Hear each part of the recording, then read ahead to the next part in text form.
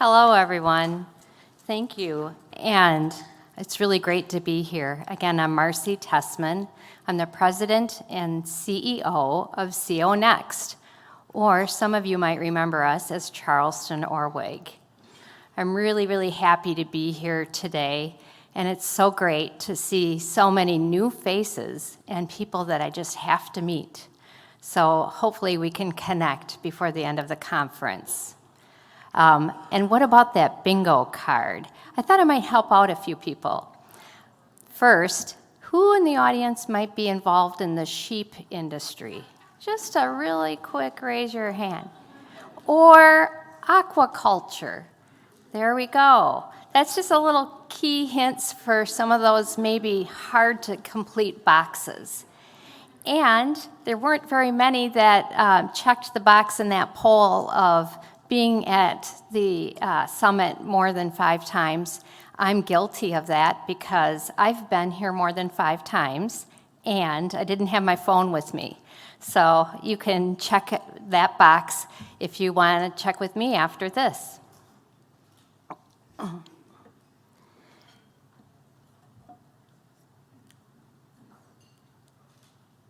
Just a little bit more about C.O.nxt. We've actually been working in this business for more than 30 years. We're a strategic communications agency, and we focus in the food system. So that means all of our clients range from production agriculture all the way to serving that food on the plate.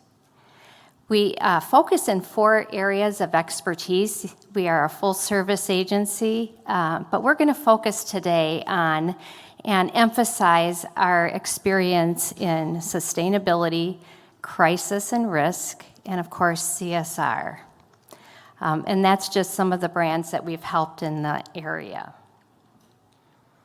We refer ourselves to being farm kids, foodies, because we're food connectors. And I'm a farm kid. I actually have an animal science degree. So one of the first things I wanted to do is come to Animal Ag Alliance way back in the day, because this is home base for me. We are driven by a passion to connect the industries, the communities, the lifestyles of food and agriculture. And really, that's going to be our goal here today, is to help you make those connections. In the audience, how many people, just by a raise of hand, would typically consider yourself to be part of the supply chain? And then how many would consider yourself to be part of the food side or CPG side?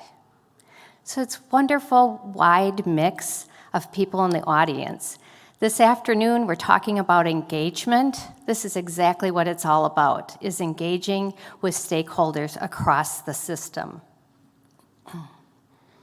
We're a long-standing partner of Animal Ag Alliance and have really enjoyed that partnership over the years. And I would have to say, Hannah, this is one of my favorite conferences. The engagement that you have infused into this conference is very different and wonderful. So we really appreciate that. The issues we all face, the challenges that we've encountered as an industry and that we continue to need to address, underscore the need to commit to and invest in our industry, our employees, and the communities that we live and serve. I'm reminded of how to navigate crisis and how sometimes it's very difficult to step out of that reaction mode. And thinking back to how the early days of CSR and sustainability, making that leap and transitioning that to a positive, proactive, and really building out a journey of investing. We have a very full audience today, and I did want to ask, by a show of hands, how many of you have a CSR platform or are building one as part of your sustainability platform? Next year, when we come back, we should ask that same question, because I think there's going to be many more. I was reminded this morning, I thought Ray did a really great job of summarizing what we need to do to move the needle forward. Data. We're talking a lot about how to generate and report appropriate data. He also said in that slide that we were wanting to get back to, be honest. We talk a lot in our business about being transparent, being humble, admitting where you are and where you want to go. He also said compete, prepare, lead. Remember why it matters. At our agency, our why is for the love of food. Of course, everybody loves food, but it really does help tell the story about why we are focusing where we're focusing. Well, let's jump into introductions and get going on our discussion today. First, I'd like to introduce our panelists, Christina Lood, Senior Director of Innovation and Sustainability Communications at Zoetis, Sydney Reese, the Director of Research, Performance, and Sustainability at Prime Pursuits, and Cassie Jo Arend, an Agriculture Account Manager at Shiftology Communications. Again, just make sure you can ask or post your questions in the app, and we will cover questions at the end of their brief presentations.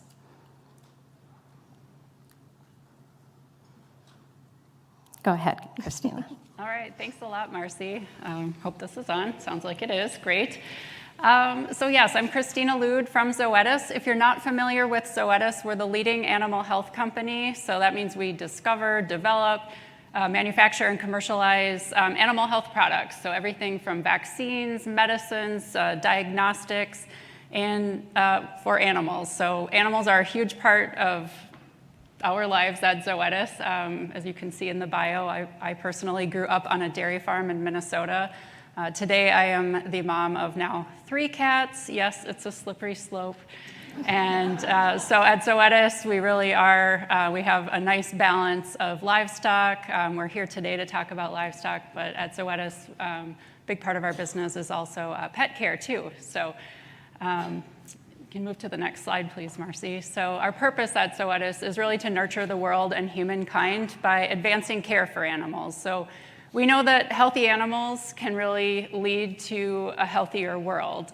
And our CSR, or our sustainability platform, is very much built on our purpose and underscored by that belief that healthy animals will lead to a healthier, more sustainable future for all of us. Next slide, please. So a little bit about our sustainability strategy at Zoetis. It's called Driven to Care, and we formally launched this just over 2 years ago. And it's very much a commitment across 3 pillars. So communities, that's where we're making commitments to our colleagues. That includes all of our commitments to diversity, inclusion, equity, advancing our colleagues' careers, providing a safe place to work, but also our communities and our customers. So we do a lot to support the veterinary industry, also providing animal care when there's natural disasters, that type of thing. In the animals pillar, that's where our innovation, all of the products that we bring to our customers, we recognize can have an opportunity to help our customers meet their sustainability goals. So there was some talk earlier today about the role of technology in advancing sustainability. That very much is what our animals pillar is around. And we really are of the belief that healthier animals can help achieve sustainability goals. I will just put in a plug that the animal health industry has come out with some new data built off of the UN FAO report last summer. So outside, you will see an executive summary of the Oxford Analytica report from Health for Animals. That gives you a lot of great information about how healthy your animals, such as just vaccinating them, can really drive sustainability. So that's where some of our commitments are in terms of bringing innovation that can help our customers be more sustainable and contribute to a more sustainable world. In our planet pillar, that's really around our own operations. So what are our own emissions from our manufacturing plants or our research and development plants? And also our packaging. We know our customers are very concerned about less packaging, that kind of thing. So it's very much just a snapshot around our sustainability goals, and our CSR platform is part of that. You know, it's not separate. It's very much wrapped into it. And I will also highlight that our goals are specific metrics, so we're reporting against them on an annual basis at least, and our goals are aligned to the United Nations Sustainable Development Goals, so that gives hopefully some credibility to the outside world too.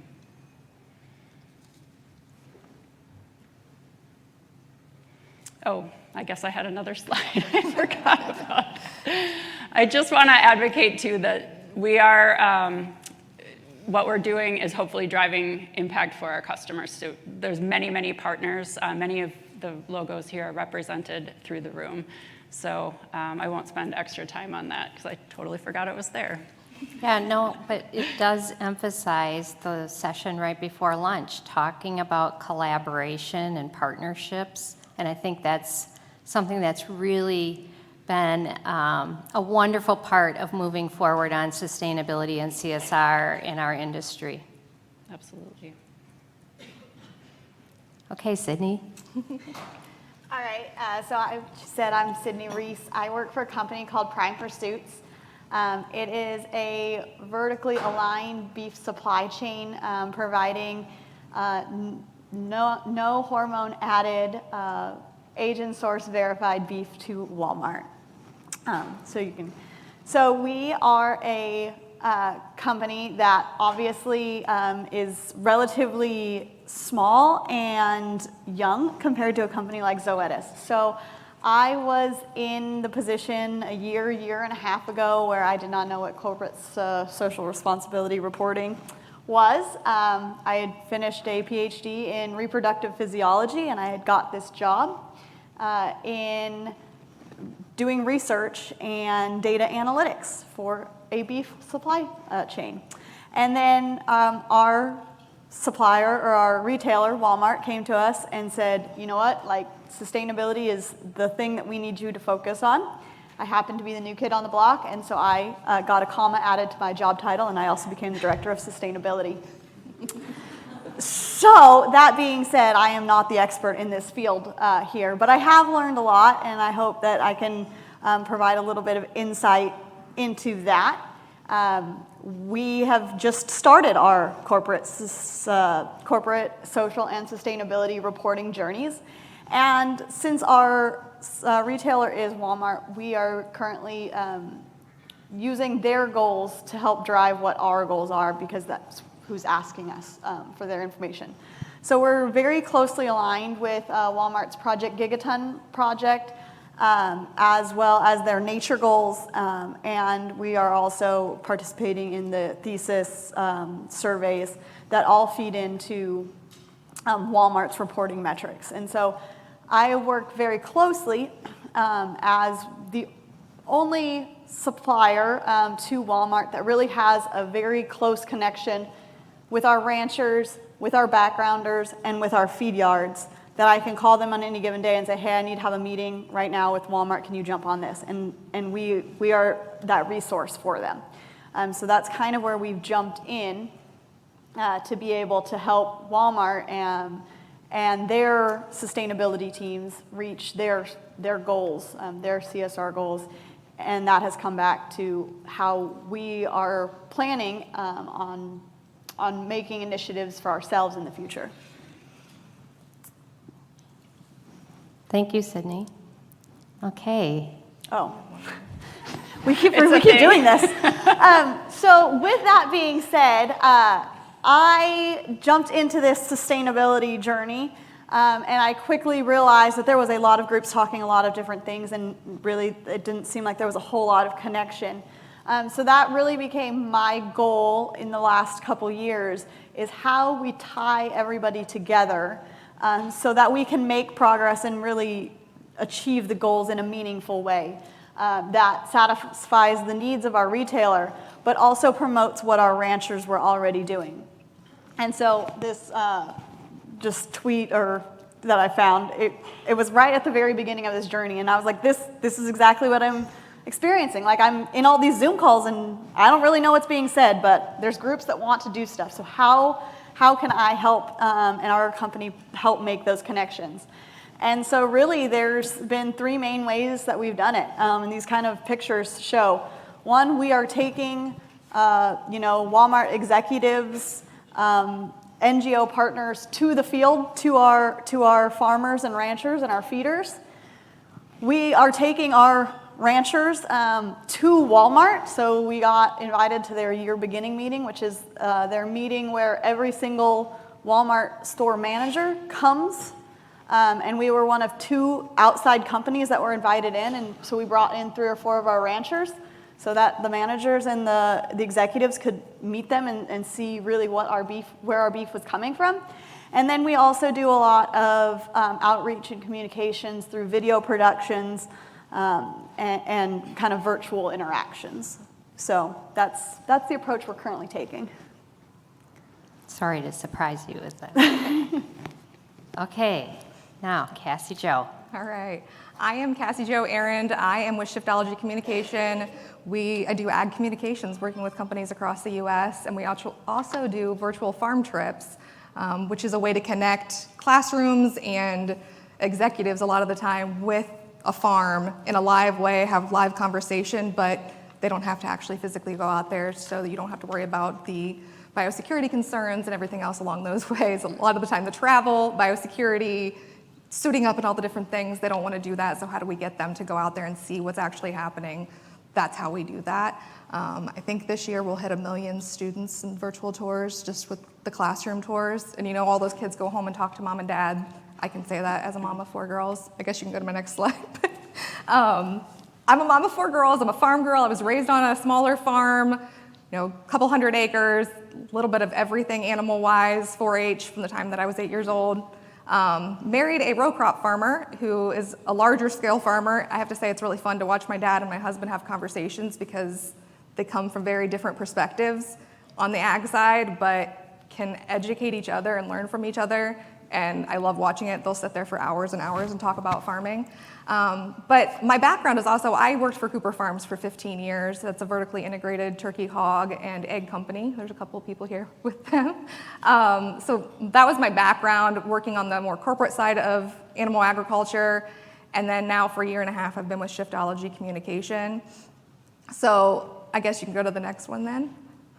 I will say that I got my sea legs with CSR with Cooper Farms.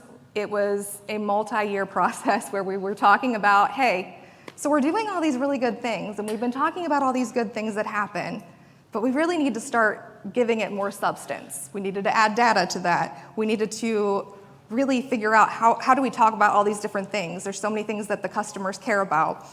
They're primarily private labels, so you have these companies, you think about Walmart, that reach out and say, we need to know what you're doing. And so we're filling out surveys, talking about all these things. And now that I'm working with so many other companies, I'm seeing that it's a very similar experience everywhere. We're doing the right things. By and large, farmers are doing the right things. They care about the environment, they care about animal care, they care about their people and their communities. But how do you talk about that, and how do you take it to be something that matters to your customers, whether it be a retailer or your end consumer? How do you take all that information? We've talked all morning about data. How do you make all that data, bring it together, sort through it, and make it into something that makes sense to everybody else? That's where it gets really, really challenging. It's hard enough just to start tracking and figure out what to track, and then you got to figure out how do you turn that into something better. So I guess that's where my passion lies a lot of the time, is helping to turn that information into more of a conversation, more of a story for your consumers, for your end client, so that they're getting what they need, because their consumers. So we think of a Walmart, we think of anyone like that. They have consumers telling them what they want and what they need. People are showing that in what they buy, they're asking questions, so then they're coming back and asking their suppliers.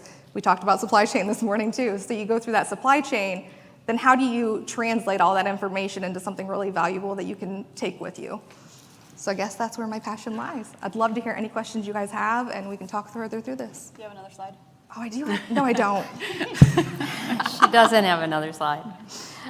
I'm going to actually kick off the questions with one that each of you can help answer.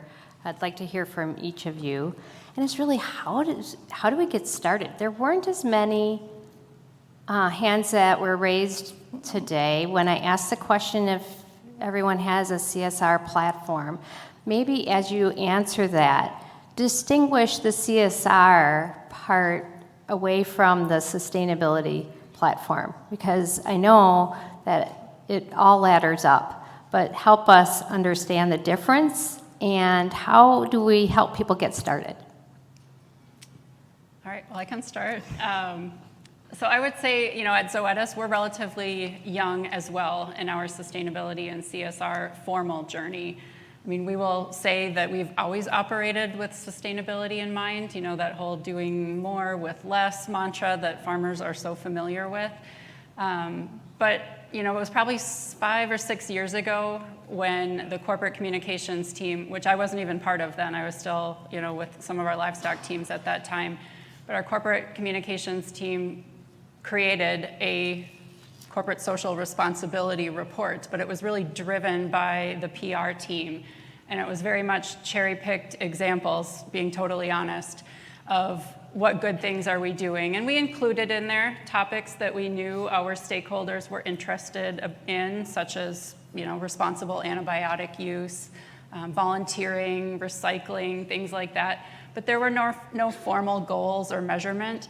So fast forward to January 1st, 2020, Kristen Peck is our new CEO, and she really formalized that sustainability was one of our strategic business priorities. And with that, it just really accelerated to now we're setting baselines for things like water and waste and emissions. What are we responsible for in our own operations? What are we committing to? For different things. So that's what really led to our sustainability platform, Driven to Care, coming to fruition in March 2021. And since then, we've been publishing annually our formal progress against the targets that we've set for ourselves. And I'll say, too, that a part of that was understanding from our stakeholders what they wanted to know about. And, sometimes they want to know about things that we don't always want to share. So you really have to balance that. So I would say, that's how we got started. I think I can kind of piggyback off of that about, what your stakeholders want to know.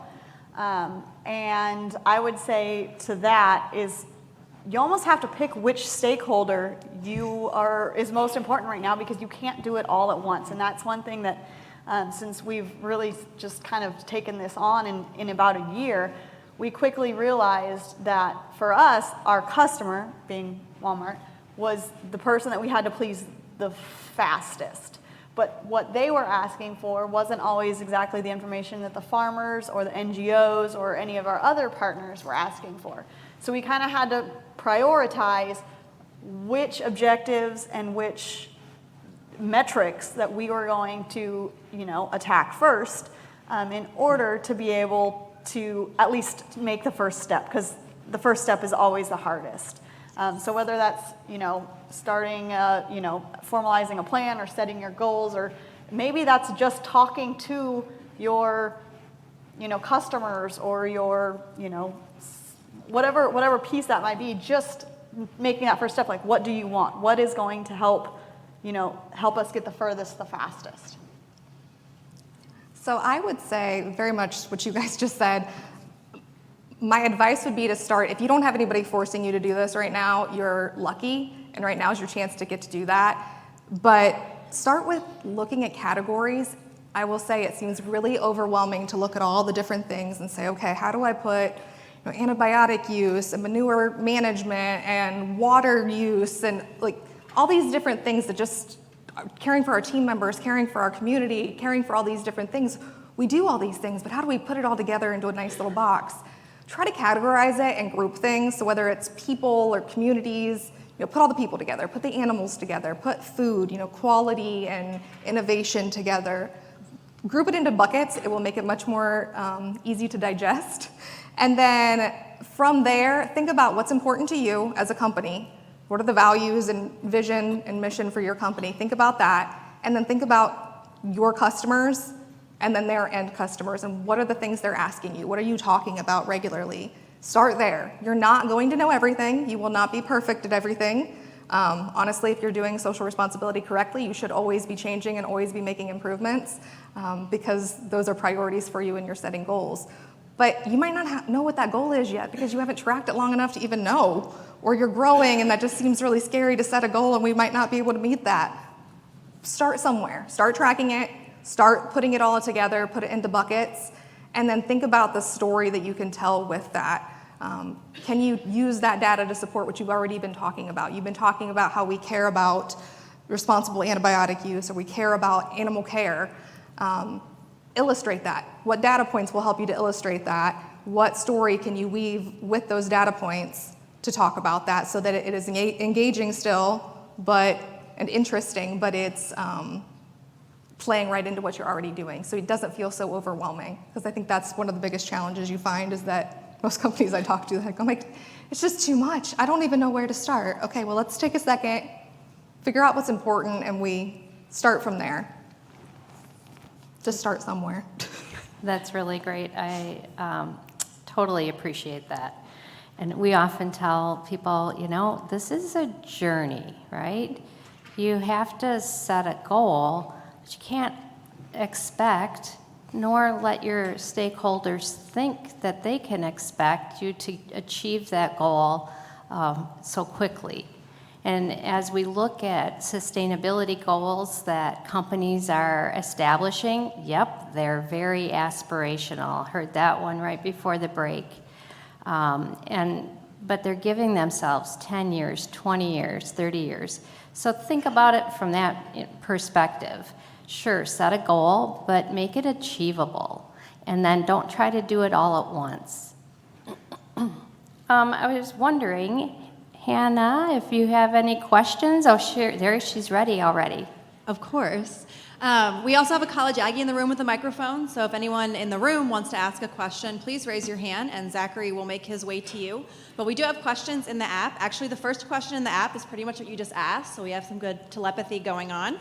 So that one has been addressed. The next question, I'm guessing Christina might be the right person to talk about this. There's a little bit of an alphabet soup around sustainability. The question is asking, what is the difference between CSR and ESG, and is there concern that the positivity around CSR might be tainted by all the big debates over ESG investing? Small question. Yeah, great question. And I think one of the earlier panels did a nice job of saying, you have to define, what does sustainability mean for you, because it can mean so many different things. I know at Zoetis, corporate social responsibility is this is how we look at it. We're being a good citizen, right, in our community. We're showing what we're doing as a company to be responsible. But there's not necessarily metrics or goals attached to that.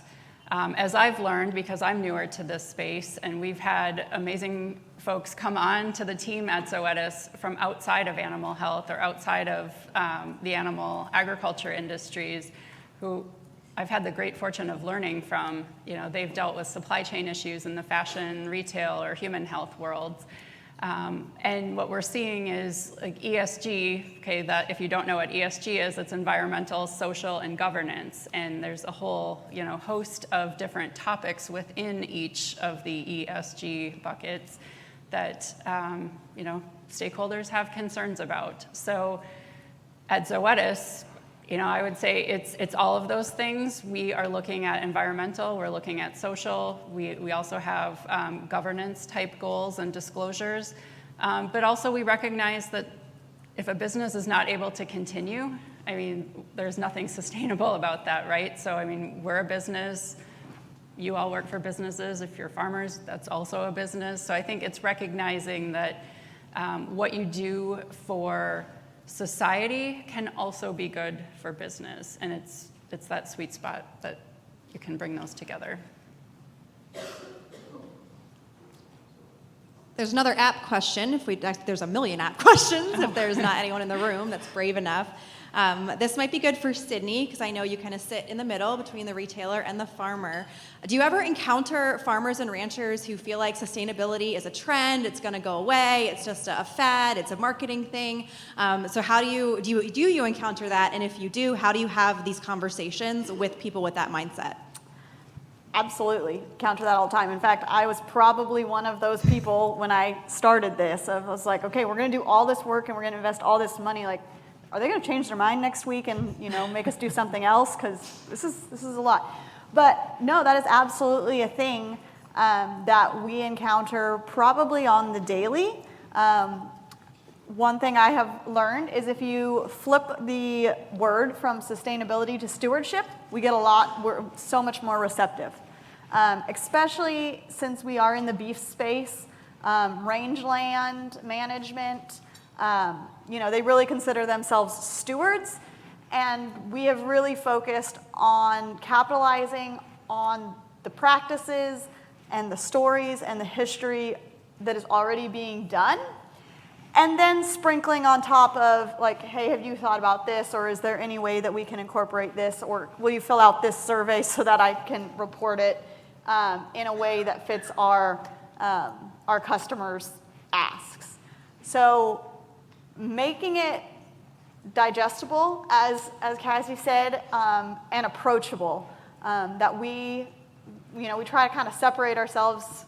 I am much more closely aligned with the ranchers than with the retailers. That's just my background. So a lot of times having those connections and having those people that can make those bridges is really, really important.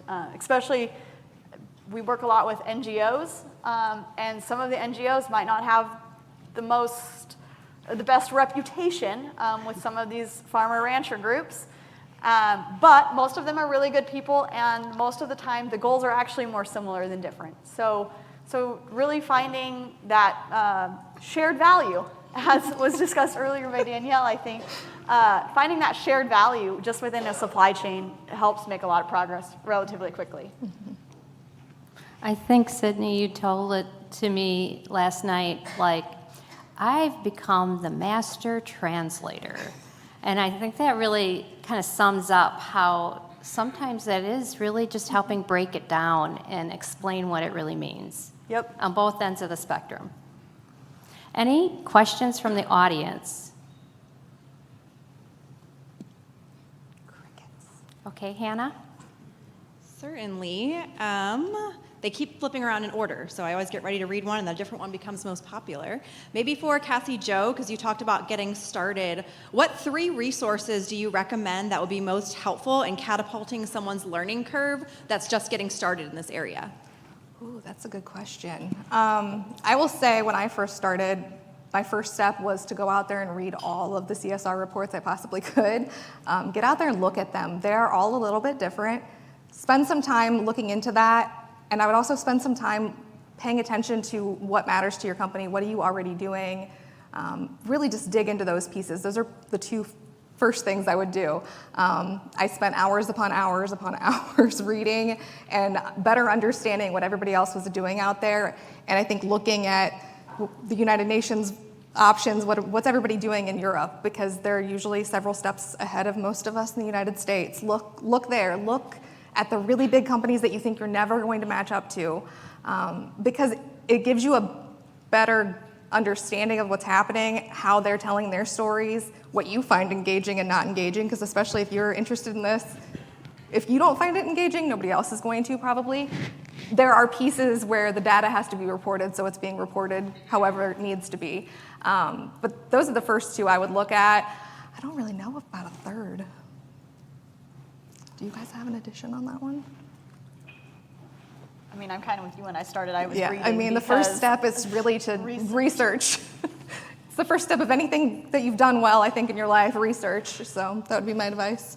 Yeah, I would add too, I mean, absolutely agree with reading other reports. We do that at Zoetis, also spending hours and hours like just poring over other reports from other industries just to give ideas and understand how they're framing certain topics.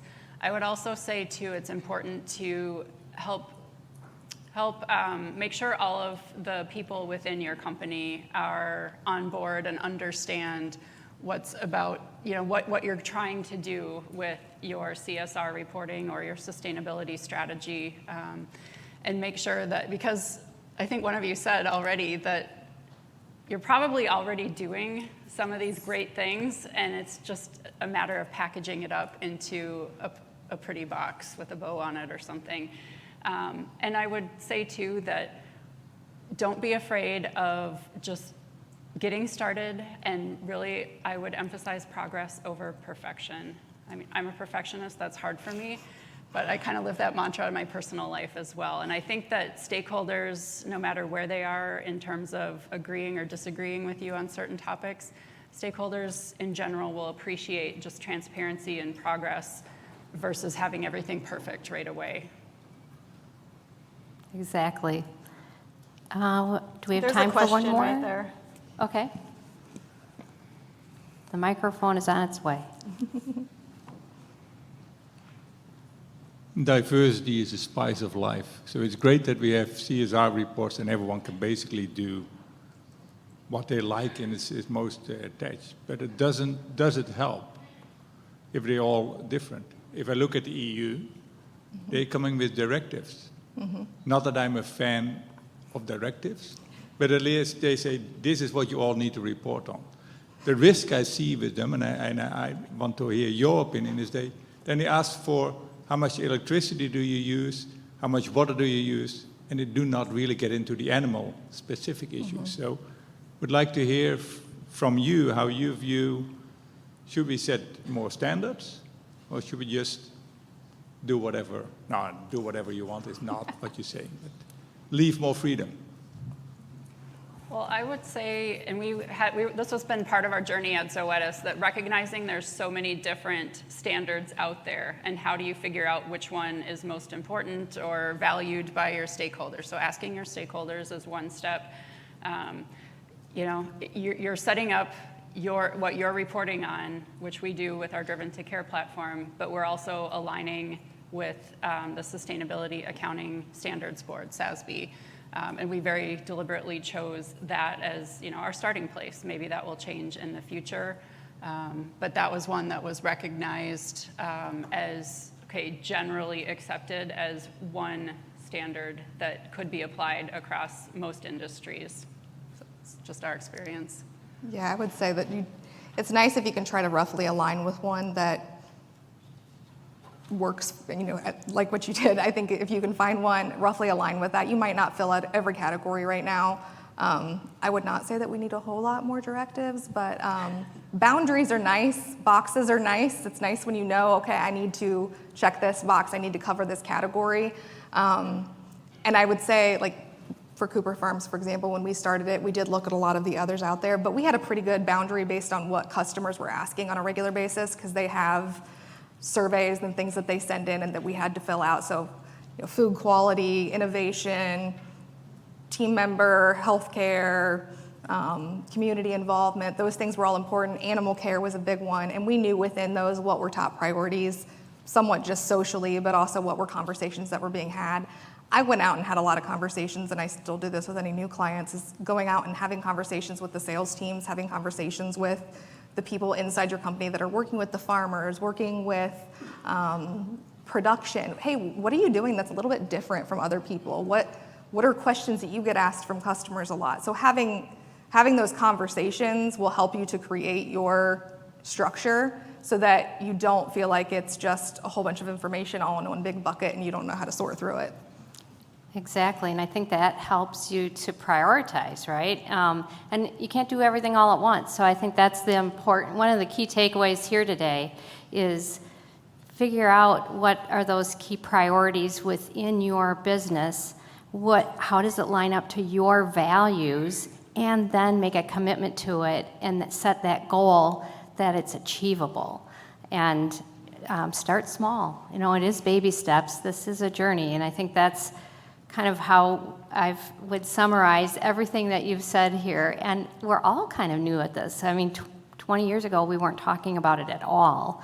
And so it's wonderful to be able to be here today and have this kind of engagement around this topic.